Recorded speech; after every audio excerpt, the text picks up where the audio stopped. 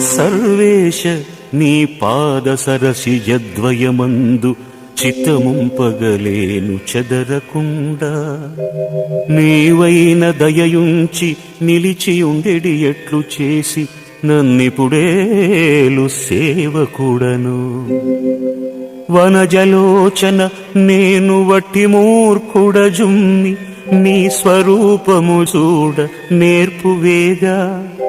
తన కుమారుల కుగ్గు తల్లిపోసిన ఎట్లు భక్తి మార్గంబను పాలు పోసి ప్రేమతో నన్ను పోషించి పెంచుకొనుము.